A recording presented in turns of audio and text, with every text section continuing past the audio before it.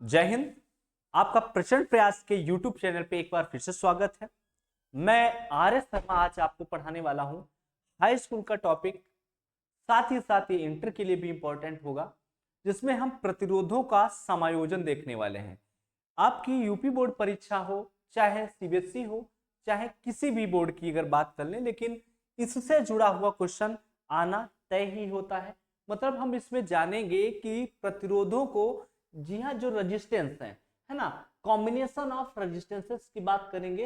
यानी जो हमारे प्रतिरोध हैं, जो हमारे सर्किट में अपोजिशन प्रोवाइड करने वाले कंपोनेंट होते हैं, उनको हम अगर कनेक्ट करें तो किस क्रम में कनेक्ट करते हैं। यानी कि हम बात करेंगे इनके दो क्रमों की। मतलब एक तो हम श्रेणी क्रम में इनको जोड़ते हैं, दूसरा बेटा समांतर क्रम में जोड़ते हैं। श्रेणी क्रम और समांतर क्रम में प्रतिरोधों को किस प्रकार जोड़ा जाता है, उनकी तुल्य धारिता कैसे निकाली जाएगी, और इसके कुछ प्रैक्टिस क्वेश्चन लेकर हम आपके सामने उपस्थित हुए हैं। तो वीडियो को एक लाइक जरूर कर दीजिए और एक प्यारा सा कमेंट हमारे लिए जरूर छोड़िए, जिससे कि हमें अगले वीडियो बनाने के लिए मोटिवेशन मिले। तो आइए बच्चा स्टार्ट करते हैं आज की इस प्यारी सी क्लास को। तो देखते हैं, यहां पर सबसे पहले बच्चा जो बात होगी वो हो जाएगी श्रेणी क्रम की। मतलब जो प्रतिरोध हमारे पास होते हैं, रेजिस्टेंस होते हैं, उनको दो क्रमों में जोड़ा जा सकता है। पहला क्रम क्या है, जिसे हम कहेंगे श्रेणी क्रम, और श्रेणी क्रम को इंग्लिश में कहा जाता है सीरीज कॉम्बिनेशन। मतलब श्रेणी क्रम क्या है और उससे कैसे हम प्रतिरोधों को जोड़ा करेंगे, इसको हम यहाँ पे जानेंगे। तो देखिए, सबसे पहले आपको यहाँ पे एक पिक्चर हमने यहाँ पे लगा रखी है, श्रेणी क्रम। यही क्या है, प्रतिरोधों का श्रेणी क्रम है। इसमें एक जो बच्चा आपको नजर आ रहा है, इसको आप एक प्रतिरोध मान सकते हैं। क्या मान सकते हैं? प्रतिरोध। ये भी एक प्रतिरोध, ये सब क्या है, मान चलो ये आपके पास क्या है, पूरे प्रतिरोध है। अब यहाँ पे देखिए, अगर एक प्रतिरोध, सपोज दैट ये हमारा एक प्रतिरोध है, प्रतिरोध का सर्किट सिंबल ऐसे होता है ना। अब सब लोग जानते होंगे प्रतिरोध का सर्किट सिंबल, यानी परिपथ में अगर हम प्रतिरोधों को दिखाएं तो ऐसे दिखाते हैं। तो जब हम प्रतिरोधों को इस प्रकार क्या करें, इस प्रकार सिलेक्ट करें कि हर प्रतिरोध का दो टर्मिनल होते हैं प्रतिरोध में। जैसे हमारे पास ये प्रतिरोध है, ठीक, इसे कहा से आर से लिखते हो, इसके दो टर्मिनल होते हैं, एक ये टर्मिनल हो गया, दूसरा ये टर्मिनल का मतलब होता है सिरे, या कह लो उन प्रतिरोध में दो दो क्या होते हैं, तार निकले होते हैं, एक तरफ एक दूसरी तरफ एक। तो ये पहला टर्मिनल हो गया, ये दूसरा टर्मिनल हो गया। तो जब हम प्रतिरोधों को इस प्रकार जोड़ें, मतलब पहला टर्मिनल एक पॉइंट से उस प्रतिरोध का जो दूसरा टर्मिनल है अगले प्रतिरोध के से जुड़ा हो, फिर इसके वाले का दूसरा अगले वाले के दूसरे से जुड़ा हो, इस तरीके से अगर हम प्रतिरोधों को जोड़ दें, ठीक, लास्ट टर्मिनल ये बचा और हमारे पास ये बचा, इनके बीच हम क्या कर दें, एक बैटरी कनेक्ट कर दें, तो इस प्रकार के कॉम्बिनेशन को हम लोग क्या बोलेंगे, इस प्रकार के कॉम्बिनेशन को बोलेंगे श्रेणी क्रम। बताइए, बात समझ में आई श्रेणी क्रम की? श्रेणी क्रम क्या होता है, जब देखो यहाँ पे हमने लैंग्वेज में लिखने की कोशिश करी है, क्या लिखा है, जब दो या दो से अधिक प्रतिरोधों को इस प्रकार जोड़ा जाए कि पहले प्रतिरोध का दूसरा टर्मिनल, पहले प्रतिरोध का दूसरा टर्मिनल, ठीक है, अगले प्रतिरोध के पहले टर्मिनल, अगले प्रतिरोध के पहले टर्मिनल के से, तथा इसका दूसरा टर्मिनल, इसका दूसरा टर्मिनल अगले प्रतिरोध के पहले टर्मिनल से जुड़ा हो, तो इस प्रकार के कॉम्बिनेशन को हम लोग क्या कहेंगे, श्रेणी क्रम कहेंगे। बताइए, अब बात समझ में आ गई श्रेणी क्रम में कैसे प्रतिरोधों को जोड़ेंगे। तो बस ये इमेज आपको याद रखना है और आपको पता चल जाएगा। जैसे हम लोग बचपन में इस तरीके का लाइन बना के खेला करते थे ना, तो ये मैं एक प्रतिरोध हूं, मैंने यहां जुड़ा, अगला हाथ उसके, तो ये ऐसे ऐसे एक लाइन से जोड़ते चले जाएं, फिर उसका लास्ट वाला एंड और इसका जो पहला वाला एंड है, इनके बीच में क्या जोड़ दें, बैटरी को कनेक्ट कर दें, ये हमारे कहलाएंगे श्रेणी क्रम। ठीक है, तो इसके लिए हम लोग सूत्र का निगमन करेंगे, कैसे फार्मूला डिजाइन होता है। तो यहां पर हमने तीन प्रतिरोधों को ले रखा है, कौन कौन से, R1, R2 और R3, जो किसमें जुड़े हैं बेटा, श्रेणी क्रम में जुड़े हैं। आप यहाँ पे देख पा रहे होगे, ये मान लेते हैं ए सिरा है इसका और ये सिरा क्या है, बी है ना। अब यहाँ पर देखिए, एक प्रतिरोध का पहला हैंड एक ए सिरे से जुड़ा है, इसका दूसरा अगले प्रतिरोध के पहले से जुड़ा है, यहाँ पे मान लो ये, तो इस तरीके से हमने 3 प्रतिरोध यहाँ पर क्या किए हैं, ले लिए हैं, और इससे हम फार्मूला बनाने जा रहे हैं कि इनको अगर श्रेणी क्रम में जोड़ेंगे तो डायरेक्ट फार्मूला का इस्तेमाल कौन सा करेंगे। तो यहाँ पर हम लिख पाएंगे माना, है ना, क्या लिखेंगे, माना 3 प्रतिरोध, है ना, 3, थोड़ा सा हम पतला पेन कर लें क्योंकि ये ज्यादा यहाँ पे आ जाएगा। तो माना कितने, 3 प्रतिरोध, 3 जो हमारे प्रतिरोध हैं, ठीक है, 3 प्रतिरोध R1 R2 और R3 है ना, 3 प्रतिरोध हैं जिनको, है ना, जिनको चित्र के भांति, हाँ, चित्रानुसार किसमें जोड़ा गया बेटा, श्रेणी क्रम में जोड़ा गया है, ठीक है, श्रेणी क्रम में जोड़ा गया है, ठीक है, श्रेणी क्रम में हमने क्या कर दिया है, जोड़ा गया, ठीक है, श्रेणी क्रम में। तो उनकी तुल्य धारिता के लिए कैसे निकालेंगे, तो देखिए बेटा, यहाँ पे एक आपने कनेक्ट कर रखा है, यहाँ पे एक आपने बैटरी कनेक्ट कर रखा है, ये आपकी बैटरी कनेक्ट है, तो यहां से ये प्लस है और ये माइनस है, तो बताइए यहां से करंट चलेगी जो अमीटर के द्वारा पढ़ी जाएगी, करंट यहाँ पे पहुंचेगी, करंट या कह लो आवेश, आवेश, है ना, आवेश प्रवाह की दर को ही तो विद्युत धारा कहते हैं। तो भाई यहाँ पे आवेश पहुंचा, तो क्यू मान लेते हैं, यहाँ पे आवेश कितना जा रहा है, क्यू जा रहा है, तो क्यू ही इसमें जाएगा, क्यू ही इसके आगे बढ़ेगा और क्यू ही इसके आगे बढ़ेगा, और जबकि जो विभव होगा सबका अलग अलग होगा। पहले का अगर हम मान लेते हैं विभव, क्या इसका मान लेते हैं V1 विभव है, इसका V2 है, इसका V3 विभव है, ठीक है। इन प्रतिरोधों का देखो कुल विभव आपके द्वारा बैटरी के द्वारा जो दिया जाएगा, मान लेते कुल विभव यहाँ पे कितना लगाया गया, V, विभव और विभव अंतर तो हम जानते ही हैं, पिछले वीडियो में मैंने आपको सब कुछ बता रखा है। तो R1 का विभव मान लेते हैं V1 है, R2 का विभव V2 है और R3 का विभव कितना है, V3 है, और उसमें लेकिन Q आवेश बराबर प्रोवाइड फ्लो हो रहा है। तो यहाँ पर अगर हम बात करेंगे किसकी, V की, तो कुल विभव कितना हो, V हो, तो यहाँ लिखेंगे बेटा यदि, क्या लिखेंगे, यदि कुल विभव, यहाँ पे लिखेंगे यदि कुल विभव, है ना, परिपथ का कुल विभव ऐसे लिखेंगे, यदि परिपथ का, है ना, परिपथ का कुल विभव कितना हो, V हो, तो बेटा परिपथ का कुल विभव तो हमें मतलब जितने वोल्ट की आपने बैटरी लगाई है वो हमारा परिपथ का क्या कहलाएगा, कुल विभव कहलाएगा। तो कुल विभव अगर V हो तो भैया V बराबर हम लोग क्या लिख पाएंगे, बताओ भाई, टोटल V है तो V1 plus V2 plus V3, उसी के तो टुकड़े गए होंगे, मतलब ये पहले विभवांतर पे है, ये दूसरे, ये तीसरे, तो इन सबका जो जोड़ होगा वो कुल विभव के बराबर होगा। इस बात का हम यहाँ पे लिख रहे वाले हैं। तो V1 plus V2 plus V3 लिख लिया।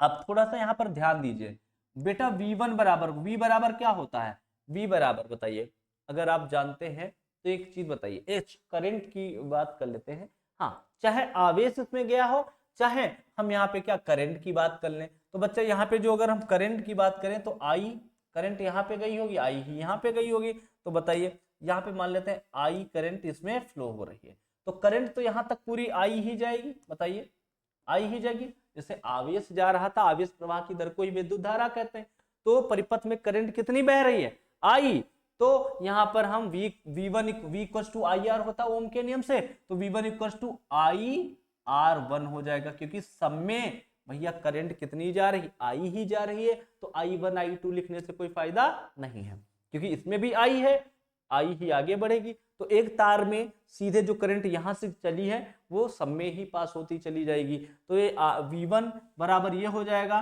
ठीक है। V2 बराबर, यहाँ पे सिंस की बात कर लेंगे, V2 बराबर तो बेटा इसी तरीके से IR2 हो जाएगा, और V3 निकालेंगे तो हो जाएगा IR3। इनकी यहाँ पे हम वैल्यू पुट अप कर देते हैं, तो वैल्यू पुट करो भाई, तो यहाँ पर V1 की जगह क्या डालोगे, IR1 प्लस V2 की जगह IR2 प्लस V3 की जगह IR3, बोलिए तो, ठीक है। सब में से I कॉमन मिल जाएगा, निकाल देते हैं, क्या मिलेगा, R1 plus R2 plus R3, बोलिए I अगर कॉमन निकाल ले तो मिल जाएगा, I क्या है, कुल धारा है, तो V बराबर आपने ये लिखा, V को अपान में ले आइए, V अपान I बराबर कितना आ जाएगा बेटा, ये आ जाएगा R1 plus R2 plus R3, ठीक, ये आ गया। अब V अपान आई क्या होगा, V equals to I R होता है, तो यहाँ पर हम क्या लिख देंगे बच्चा, हम जानते हैं सिंस V इक्वल्स टू क्या होता है आई आर, तो भाई R बराबर क्या आ जाएगा बताइए, ये आ जाएगा V अपान आई। बोलिए R बराबर क्या, V अपान आई। ओम के नियम से ये हम जानते हैं, तो यहाँ V अपान आई की जगह पे क्या लिख देंगे, ये फिर से R बन जाएगा। बोलिए V अपान आई ये क्या है R, और इस R को हम क्या कहेंगे इक्विवेलेंट, यहाँ पर EQ लगा देते हैं, इक्विवेलेंट R। इक्विवेलेंट मतलब तुल्य प्रतिरोध, तीन लगाए हुए अलग अलग, इनका कुल प्रतिरोध कितना होगा उसी को हम तुल्य प्रतिरोध कहेंगे। और ये तुल्य प्रतिरोध आर EQ बराबर क्या, इधर आया है आपका R1 plus R2 plus R3। यही फार्मूला आपका लगाया करेंगे जब भी हम श्रेणी क्रम में प्रतिरोधों को जोड़ेंगे, तो उनका जो तुल्य प्रतिरोध होगा वो कितना होगा R1 plus R2 plus R3। मतलब यहां तो हमने तीन को ही जोड़ा था, लेकिन तीन से अधिक चाहे जितने भी हम जोड़ेंगे तो उसमें सब में हम क्या करेंगे इस तरीके से डायरेक्ट जोड़ते चले जाएंगे। ठीक है, जैसे ये 5 ओम का, 3 ओम का, 2 ओम का, सबको डायरेक्ट जोड़ दीजिए, आपका मिल जाएगा। आइए इस पे बेस्ड हम लोग एक क्वेश्चन करते हैं तो आपको क्लियर समझ में आ जाएगा। और ये क्वेश्चन आपके हाई स्कूल का ही है। कह रहा है कि ये तीन प्रतिरोधों क्रमशः 2 ओम, 3 ओम और 5 ओम के हैं, इन्हें श्रेणी क्रम में जोड़ा गया, इनका तुल्य प्रतिरोध निकालिए। तो कैसे निकाला करेंगे, तो बेटा देखिए बहुत ही आसान है यहाँ पर इनको हल करना। कैसे, तीन रेजिस्टेंस है, तो यहाँ पर बेटा R1 बराबर कितना है, R1 बराबर 2 ओम है, R2 की अगर बात कर ले वो 3 ओम है, और R4 की अगर बात कर ले वो 5 ओम है। क्लियर बात, ये 4 क्यों, 1 2 3 की बात हो रही भाई। तो R3 बराबर कितना है, ये 5 ओम है। ठीक, ये हमको तीन प्रतिरोध, इनको काहे में जोड़ना है, श्रेणी क्रम में। और श्रेणी क्रम का भैया सूत्र अभी देखो ये हमने निगमन कर चुके हैं, तो श्रेणी क्रम का सूत्र हमारे पास आता है, तो हम लिखेंगे अतः श्रेणी क्रम में जोड़ने पर, है ना, इन्हें श्रेणी क्रम में, श्रेणी मतलब सीरीज, श्रेणी क्रम में जोड़ने पर, है ना, जोड़ने पर हम लोग इसके आगे, अभी देखो ये सिंपल सा है, हम इसके आगे भी सर्किट डायग्राम लेंगे और उनको फटाफट जोड़ के आपको बताएंगे। तो श्रेणी क्रम में जोड़ने पर बेटा R बराबर R इक्विवेलेंट कितना हो जाएगा बेटा, R1 plus R2 plus R3। बताइए कितना सिंपल होता है जोड़ना। R1 की जगह हम डाल देंगे 2 ओम प्लस कितना 3 ओम प्लस कितना 5 ओम, और इनको जोड़ करके ले आएंगे कितना 5 3 8 2 10। इनका तुल्य प्रतिरोध बेटा कितना हो जाएगा, ये आ जाएगा 10 ओम, और यही आपका आंसर। बताइए सिंपल सा, चाहे आप 3 जोड़ना पड़े चाहे 50 जोड़ना पड़े, डायरेक्ट उनको जोड़ते चले जाएंगे और आपका तुल्य प्रतिरोध, यानी ऐसे सर्किट में अगर जोड़ने को दिखा दिया जाए तो ये पहला हो गया, ये दूसरा हो गया और ये तीसरा हो गया। ठीक, इनको ऐसे अगर हम जोड़ें ए और बी के बीच तो फटाफट हमारा आंसर 10 आ जाएगा। ठीक है, अब दूसरे क्रम को समझ लेते हैं बेटा, जिसका नाम है समांतर क्रम। समांतर कह रहे हैं या इसे हम क्या कह सकते हैं, पैरेलल, है ना। तो पैरेलल कैसे जोड़ते हैं, तो इसको भी समझने के लिए मैंने एक पिक्चर यहाँ पे लगा रखी है। ठीक है, तो प्रतिरोध का मतलब होता है बल्ब हो, पंखा, कुछ भी हो, मतलब जो विद्युत धारा के मार्ग में रुकावट डालें उन्हें हम क्या कहते हैं, प्रतिरोध कहते हैं। सिंपल सी बात है। तो यहाँ पर यहाँ पे हमने ये बल्ब को ऐसा जोड़ रखा है कि हर बल्ब का पहला तार एक बिंदु से तथा उसका दूसरा तार दूसरे बिंदु से जुड़ा हो, तो इस प्रकार से कॉम्बिनेशन को हम लोग क्या बोलते हैं, पैरेलल कॉम्बिनेशन या समांतर क्रम। ठीक, अगर हम इस इमेज से बात कर ले तो देखो इसका ये मान लेते हैं पहला प्रतिरोध है, ठीक है, ये दूसरा, ये R1 है और ये R2 है। ठीक है, ये दो प्रतिरोध हैं आपके पास। देखो इसका पहला हाथ इसके पहले हाथ से कनेक्टेड है, दूसरा हाथ दूसरे हाथ से कनेक्टेड है। तो जब आप ऐसे आमने सामने दो पकड़ के खड़े हो जाओ तो इनको कहते हैं समांतर क्रम। ठीक, यहाँ पर दो ही हम दिखा पाए हैं, मेरी कोशिश थी कि हम 2-4 को दिखा पाए जैसे, लेकिन इस बल्ब को आप देख सकते हो, यानी हमारे पास कुछ इस तरीके का कॉम्बिनेशन, जैसे एक ये बल्ब है, एक ये बल्ब है, एक ये बल्ब है, इनका पहला तार, ठीक है, इनसे जुड़ा है, दूसरा तार एक बिंदु से जुड़ा है। तो इस तरीके के कॉम्बिनेशन को हम लोग बोलते हैं समांतर क्रम। और यही क्रम है जिससे बेटा हम अपने घर में क्या करते हैं, वायरिंग करते हैं। हमारे जो घरों की वायरिंग होती है जिसमें वो कौन से क्रम में की जाती है, समांतर क्रम में की जाती है। तो यहाँ पे लिखा है जब दो या दो से अधिक प्रतिरोधों को इस प्रकार जोड़ा जाए कि प्रत्येक प्रतिरोध का एक टर्मिनल एक बिंदु से तथा दूसरा तो टर्मिनल दूसरे बिंदु से जुड़ा हो, तो इस प्रकार के क्रम को हम लोग क्या बोलते हैं बेटा, समांतर क्रम कहते हैं। और इसके लिए भी हम लोग सूत्र का निगमन कर सकेंगे। तो देखिए यहाँ पे मैंने 3 प्रतिरोध फिर से ले रखे हैं। कैसे? R1 R2 R3, और यहाँ एक V वोल्ट की बैटरी लगाई है, तो यहाँ से करंट I चलेगी। मान लो ये करंट चलेगी, ये करंट जाती जाती यहाँ पर पहुंचेगी। यहाँ पर इस करंट को बेटा I को यहाँ पे 3 रास्ते दिखाई दे रहे हैं। अब इसके पास ये धर्म संकट में है कि भैया इस पे जाएं या इस पे जाएं या इस पे जाएं। तो करंट क्या करती है? करंट तीनों में जाएगी। ठीक है, ऐसा नहीं कि एक ही तरफ निकल के चली जाए, दो को खाली कर दे, ऐसा नहीं होगा। यहाँ पे उसे 3 रास्ते नजर आएंगे। तो मान लेते हैं इस करंट का बेटा I1 इधर निकल गया, I2 इधर निकल गया, I3 इधर निकल गया। तो यानी R1 में I1 करंट जा रही, R2 में I2 जा रही, R3 में I3, और ये I1 I2 फिर से इकट्ठा होके इधर से I1 आ गई, इधर से I2 आ गई, और ये I3 आ गई, और इकट्ठा होके क्या हो रहा है, फिर से I बन करके इसके निगेटिव टर्मिनल में एंट्री कर जाएंगी। इस तरीके से करंट का डिस्ट्रीब्यूशन हम लोग करते हैं। समझ में आ गया? ये 3 प्रतिरोध है। अब देखो फिर से यहां पर किसको डिवाइड किए हैं? करंट को। I डिवाइड हुई है 3 पार्ट। लेकिन विभव की अगर बात करें तो बेटा विभव हमेशा 2 बिंदुओं के बीच देखा जाता है। तो यहां और यहां की अगर बात करें तो ये बिंदु मान लेते हैं A है, ये बिंदु कितनी है? B है। तो A और B के बीच जो विभव होगा वही विभव R1 का होगा, R2 का होगा और R3 का होगा। मतलब तीनों का विभव क्या होगा? समान होगा। और वैसे भी हम याद कर सकते हैं समांतर में विभवांतर समान रहता है। समांतर में विभवांतर समान रहता है। समांतर में चाहे इनफाइनाइट नंबर आप प्रतिरोधों को आप जोड़ते चले जाइए, ठीक है, लगातार 100 200 500 कितने भी जोड़ डालिए, समांतर में पोटेंशियल यानी विभव क्या होगा? समान रहता है। तो समांतर में विभवांतर याद रखना है, तो विभव समान रहेगा। तो यहां पर हम विभव की बात फार्मूले में नहीं लेंगे, हम किसकी ले लेंगे? हम यहाँ पे करंट की। तो करंट को जोड़ेंगे तो यहां लिखेंगे माना, है ना, या ऐसे सीधे लिख लें, क्या लिखेंगे? यदि कुल करंट, ठीक है, कुल करंट को मतलब विद्युत धारा, यदि कुल विद्युत, अरे क्या लिख दे रहे हैं यार, विद्युत धारा, यदि कुल विद्युत धारा कितनी हो बच्चा? विद्युत धारा I हो, तो मैं फटाफट कर दे रहा हूं ताकि आपका समय बच जाए। I हो तब भाई आप क्या लिख पाओगे? बोलो। तब आप लिख पाओगे क्या? I बराबर I1 plus I2 plus I3, ऐसे लिखोगे। I, अब बताओ I बराबर क्या हो जाएगा? सिंस V इक्वल टू होता है बेटा IR, तो I बराबर हो जाएगा V अपान R। तो यहां पर V तो सबका सेम है, तो I की जगह हम क्या डाल देंगे? V अपान R1 प्लस V अपान R2 प्लस I3 की जगह V अपान R3। बोलिए, R1 R2 R3 प्रतिरोध अलग अलग थे, करंट उनमें अलग अलग थी, तो I1 I2 I3 की जगह हम लोग V सेम था, दोनों में विभवांतर समय सेम है।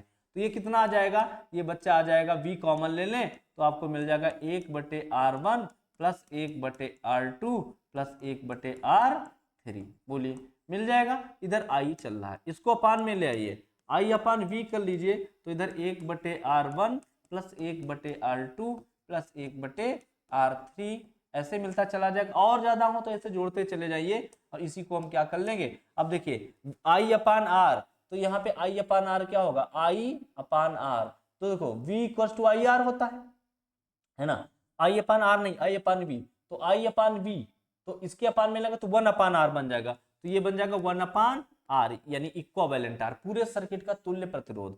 तो ये आ जाएगा 1/R1 plus 1/R2 plus 1/R3। बताइए, तो ये आपका क्या बन गया? ये सूत्र बन गया।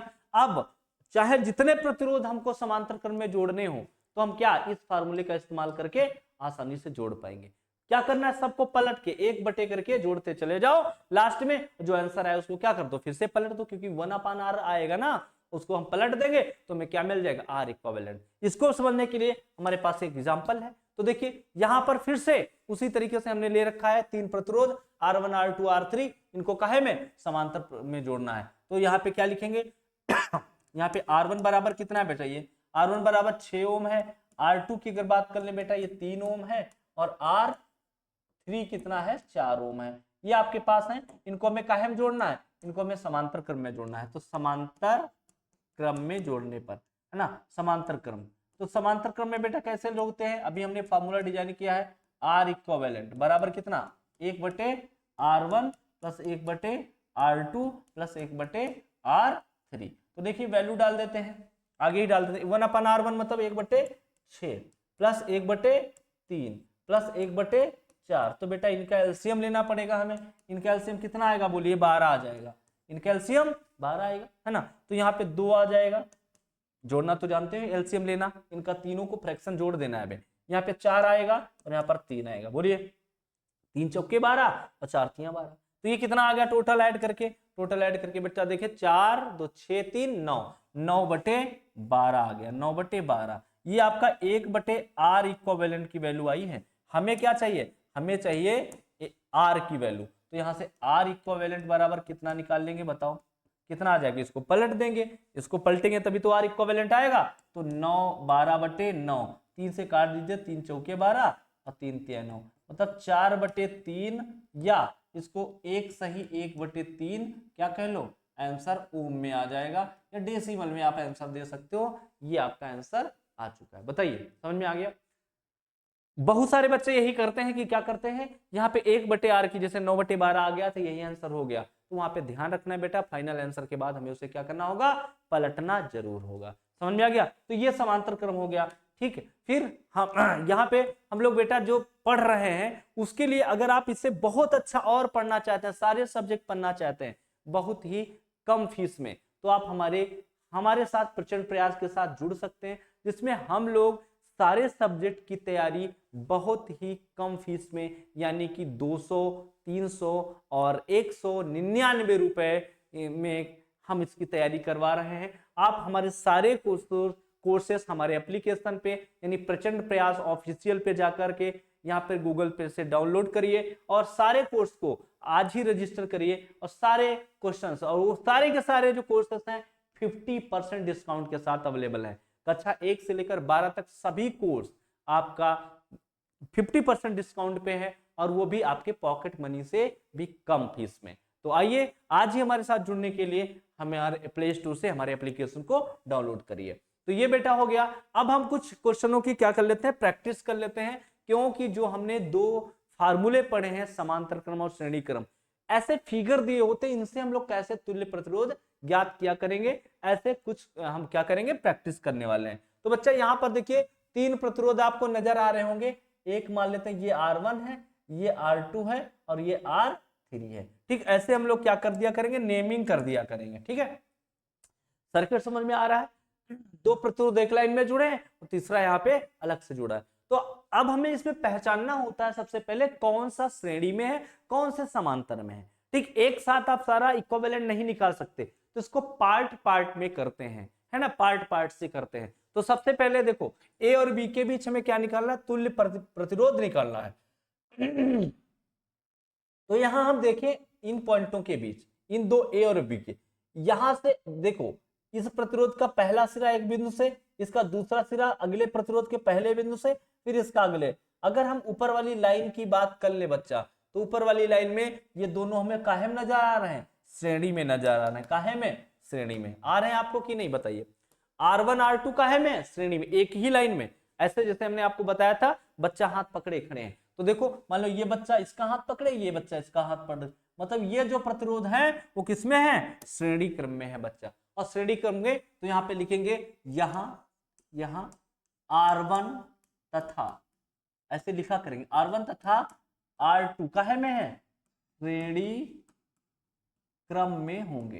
काहे में होंगे, श्रेणी क्रम में, है ना, श्रेणी क्रम में है। तो बेटा श्रेणी क्रम में है तो श्रेणी क्रम का फॉर्मूला लगा के इनको जोड़ देंगे, लेकिन अभी हम आर इक्विवेलेंट नहीं लिखेंगे, क्या लिखेंगे, आर के बराबर लिखा करेंगे, लिखेंगे अतः इनका जो इक्विवेलेंट होगा मतलब तुल्य प्रतिरोध होगा उसको आर डैश से लिखेंगे, और आर डैश बराबर क्या फॉर्मूला हो जाएगा बेटा, R1 प्लस R2, क्योंकि श्रेणी क्रम में तो हम लोग डायरेक्ट जोड़ते हैं ना, तो R1 प्लस R2। तो R1 बेटा कितना है यहाँ पर 6 ओम है, और R2 भी कितना है 6 है, तो टोटल कितना हो गया 12 ओम। बेटा हमारे पास R डैश कितना आ गया है, 12 ओम आ चुका है, लेकिन ये हमारा फाइनल आंसर नहीं है। तो इन दोनों को जोड़ा आपने और आपके पास कितना आ गया 12। तो हमारा फिगर कैसे हो जाएगा बच्चा, देखो फिगर कितना हो जाएगा, ऊपर इन दोनों को जोड़ के कितना आया है 12, तो ये लग गया आर डैश बराबर कितना 12 ओम। ठीक है, और ये नीचे वाला ये तो अभी जुड़ा ही नहीं है, तो ये 6 ओम का है, तो ये 6 ओम का हो गया, और ये आपका फिगर रिड्यूस हो गया। ए और बी आपके ये पॉइंट थे। ठीक, अब हमारा उस फिगर से कोई लेना देना नहीं है। अब देखिए इन दोनों का जो इक्विवेलेंट आया है वो 12 आया है, उसको ऊपर लिख लिया है, नीचे 6। अब ये दोनों काहे में नजर आ रहे हैं बताइए, ये दोनों आपको किस क्रम में नजर आ रहा है? तो बेटा देखो ये दोनों, ये R1 है, ये R2 है मान लो आपके पास। अब इस R1 का पहला सिरा एक हाथ से, और इसका पहला एक बिंदु से, इसका दूसरा एक बिंदु से, इसका दूसरा एक बिंदु से जुड़ा है, मतलब ये हो गया समांतर क्रम। बस पहचानना आना चाहिए, बस फिर तो इजी होगा। ये दोनों काहे में समांतर क्रम में, तो अब यहाँ पे लिख देंगे, क्या लिखेंगे हम, लिखेंगे अब क्या लिखेंगे आर डैश, आर डैश, इसका नाम हमने क्या रखा है आर डैश। ऐसे आप dash double dash triple dash रखते रहेंगे, लेकिन फाइनल को आर इक्विवेलेंट कहेंगे। तो आर डैश तथा R3, क्योंकि ये बेटा हमारा क्या था R3 था, तो आर डैश तथा R3 काहे में है समांतर, है ना, समांतर क्रम में है, समांतर क्रम में है। तो बेटा ये समांतर क्रम में है, तो समांतर क्रम का सूत्र लगा देंगे। समांतर क्रम का सूत्र क्या होता है बताइए जरा, समांतर क्रम का सूत्र आता है आपको, बोलिए। समांतर क्रम में है तो देखिए 1/r इक्विवेलेंट, इक्विवेलेंट मतलब तुल्य, ठीक है, अतः 1/, डायरेक्ट फार्मूला लगा दे रहे हैं बेटा, कितना आ जाएगा बोलिए। तो इन दोनों की बात हो रही, तो 1/r1 मतलब 1/12, तो फार्मूला लगा लो चाहे 1/r डैश प्लस 1/r कितना 3, तो इनको आगे बढ़ाएं तो 1/r डैश का मतलब 1/12 प्लस 1/6, इनका बेटा एलसीएम लेंगे तो कितना आ जाएगा 12 और 6 का एलसीएम 12 ही आता है, तो यहाँ पर 1 हो जाएगा, यहाँ पर 6 दूनी 12 होता तो 2 आ जाएगा, तो कितना आ जाएगा 2 और एक 3/12, तो ये आ गया है 1/r इक्विवेलेंट 3/12। हमें क्या करना है r इक्विवेलेंट निकालना है, तो r इक्विवेलेंट बराबर कितना हो जाएगा, इसको पलट देंगे तो इधर भी पलट देंगे, ये हो जाएगा 12/3 और 3 एक कम 3, 3 चौके 12 बराबर कितना 4 ओम। ये आपका आंसर हो गया।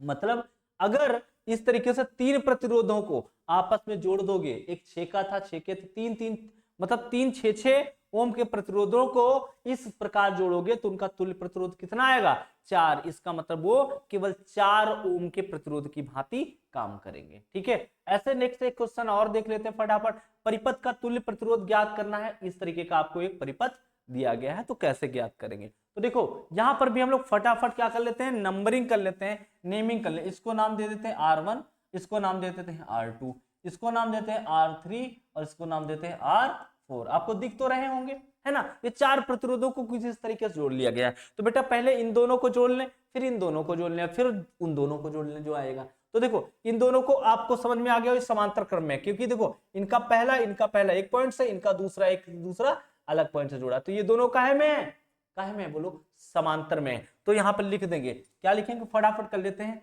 R1 तथा R2 को, है ना, R2 को क्या करेंगे समांतर में जोड़ने पर, समांतर में जोड़ने पर, है ना, सीधे जोड़ने पर। तो समांतर में बेटा 1/r डैश लिखना, क्योंकि ये फाइनल नहीं है, तो 1/r डैश बराबर 1/r1 प्लस 1/r2। वैल्यू फटाफट डाल देते हैं, बताओ इसी के आगे डाल देते हैं, इसकी वैल्यू क्या डालते हैं, देखिए 1/6 1/6, तो 1/6 प्लस 1/6 बेटा कितना हो जाएगा 2/6, और 2 एक कम 2 3 पलटेंगे तो r डैश बराबर कितना आ जाएगा बोलिए, तो 3 ओम आ जाएगा। r डैश बराबर 3 ओम, मतलब इस डिब्बे का टोटल कितना आया 3 ओम, यानी ये डिब्बा एक प्रतिरोध की भांति काम करेगा कितने 3 ओम की तरह। ठीक, ये भी क्या है 6 के हैं, ये भी समांतर में है, देखो इनका पहला एक बिंदु से, इनका दूसरा एक बिंदु से, तो ये भी समांतर में है। तो इसी प्रकार हम यहाँ पे लिख देंगे, इसी प्रकार,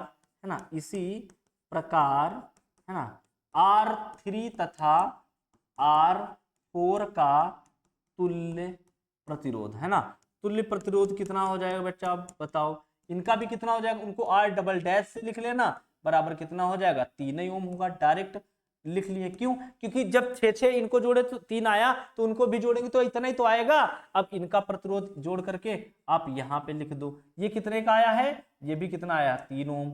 ये आपका आर डैश आया है, ये आर डबल डैश आया है। अब हमारा फिगर ये बना, उससे लेना देना नहीं। अब ये दोनों काहे में नजर आ रहे हैं, श्रेणी क्रम में नजर आ रहे हैं। फटाफट जोड़ दो, तो लिख लोगे यहाँ पर क्या लिखोगे, अब है ना, अब आर डैश व आर डबल डैश है ना को क्या करेंगे, किस श्रेणी क्रम में जोड़ने पर, श्रेणी क्रम में क्या जोड़ने पर। बहुत बेसिक से मैंने एग्जांपल उठाए हैं बेटा।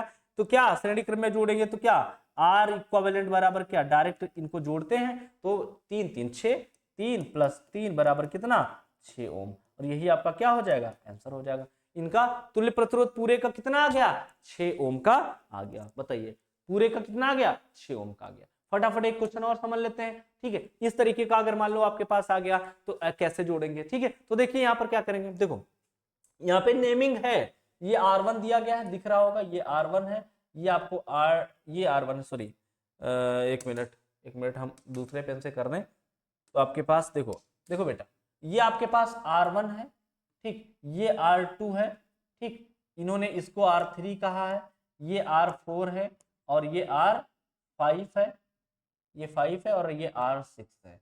ठीक है, ऐसे दिया गया है। ये कितने हैं, 3 3 ओम के हैं, सब कितने हैं, 3 ओम के हैं। ये भी 3 का, ये भी 3, सब 3 3 ओम के। तो इनको कैसे जोड़ोगे बताइए। तो पहले बेटा इन तीनों को जोड़ लो। देखो ये तीनों काहे में एक लाइन में पढ़ रहे हैं, एक लाइन में पढ़ रहे हैं, तो एक लाइन में ये तीनों काहे में होंगे, श्रेणी में होंगे। अरे ये तार अगर तोड़ करके सीधा कर दो तो ये लाइन में पढ़ेंगे, जो एक लाइन में पढ़ते हैं वो श्रेणी क्रम में होते हैं। तो लिखें R2 R3 R4, यहाँ पे लिखें R2 R3 व R4 श्रेणी में, है ना, श्रेणी में जोड़ने पर। फटाफट कर देते हैं, जोड़ने पर श्रेणी में कैसे जोड़ोगे, R डैश बराबर R2 + R3 + R4। तो जोड़ लीजिए, R2 कितने, सब 3 3 के थे, तो 3 + 3 + 3 बराबर कितना, 3 3 9। ये आपका आंसर नहीं आया अभी, लेकिन इन तीनों का आ गया। ठीक है, अब इनके साथ इन तीनों का अब फिगर रिड्यूस करें तो इन तीनों का इक्विवेलेंट ये आएगा। अरे फिगर अच्छे से बना लें। देखो इन तीनों को जोड़ा है, तो इन तीनों का जो रिजल्ट आएगा वो कैसे आएगा, वो मान लो ये जुड़ा है, ये तीनों का रिजल्ट आ गया। उसके बाद ये प्रतिरोध जुड़ा है ना, उसके बाद एक यहाँ पे जुड़ा है और एक यहाँ पे जुड़ा है। ठीक, इस तरीके से फिगर रिड्यूस होगा। ये कितने का आ गया है, ये 9 ओम का आ गया बच्चा। बाकी ये 3 ओम का है, ये 3 ओम का है, ये 3 ओम का है। बात समझ में आ गया। अब देखो ये दोनों काहे में नजर रहे हैं, समांतर में। देखो इनका पहला पॉइंट, इनका एक पहला पॉइंट एक बिंदु से, इनका पहला पॉइंट एक बिंदु से, तो ये दोनों समांतर में है। तो लिख लेंगे, क्या लिखेंगे, R डैश, इसका नाम क्या था, R डैश तथा R5, R डैश तथा R5, ये R डैश आया है, ये R डैश है, R डैश तथा R5 काहे में है, समांतर में है। तो यहां लिखेंगे R डैश व R5 है ना को समांतर में जोड़ने पर। ठीक है, जोड़ने पर इसको बेटा समांतर में जोड़ लो। समांतर में कैसे जोड़ते हैं, 1/r डबल डैश करके। तो 1/r डैश कितना था, 9 था, मैं डायरेक्ट लिख दे रहा हूँ। R5 कितना था, वो भी 3 था। तो इनका एलसीएम कितना ले लेंगे, 9 आ जाएगा। इनका एलसीएम कितना आ जाएगा, 9, बोलिए 9। तो यहाँ पे 1 और ये कितना आ जाएगा, 3 3 9, तो 3 आ जाएगा। तो ये आ जाएगा 4/9, कितना 4/9। और हमारा आंसर ये नहीं है, R डैश पलटेंगे, R डबल डैश बराबर कितना आ जाएगा, 9/4, कितना 9/4 ओम। ये आ गया। लेकिन ये भी हमारा फाइनल आंसर नहीं है, अभी हमने इन दोनों को जोड़ा है। अब देखो फिगर फिर से कैसे रिड्यूस हो जाएगा। अब इन दोनों का इक्विवेलेंट आ चुका है, तो इन दोनों का ये हमने लिख लिया। ये कितना आया है, 9/4, तो ये 9/4 ओम। और इसके साथ फिर देखो ये वाला 3 ओम का रह गया है, और ये वाला नीचे वाला 3 ओम का रह गया है। ठीक, अब ये 3 बचे हैं, इन तीनों को जोड़ना है। फिगर को ऐसे रिड्यूस करते जाएंगे साथ, तो बहुत आसानी से आपको समझ में आता रहेगा। अब देखिए ये एक लाइन से पढ़ रहे हैं, तो अब ये तीनों काहे में हो गए, श्रेणी क्रम में हो गए। तो लिखेंगे अतः, है ना, यहाँ पे कौन से पेन से लिख ले, रेड से। तो लिखेंगे अब किसको, R डबल डैश व, इनके नाम क्या क्या थे बेटा, R डबल डैश R1 तथा R6, है ना, R डबल डैश R1 तथा R6 को है ना, काहे में जोड़ेंगे, श्रेणी क्रम में जोड़ने पर, काहे में, श्रेणी क्रम में जोड़ने पर। ठीक, अब काहे में जोड़ देंगे, श्रेणी क्रम में। तो बेटा श्रेणी क्रम में आपको पता है बहुत ही आसान होता है, धड़ाधड़ सीधे जोड़ते चले जाओ। तो मैं डायरेक्ट आर इक्विवेलेंट लिख ले रहा हूँ। आर इक्विवेलेंट कितना, आर डबल डैश आया है 9/4, तो बेटा 9/4 लिख लो, प्लस R1 कितना है 3 है, और 6 भी 3 है, तो ये कितना आ जाएगा, 3 3 6, तो 9/4 प्लस 6 कितना आ जाएगा, 6 चौक 24, 9 24 और 9 33, 33/4 कितना आ जाएगा, 33/4।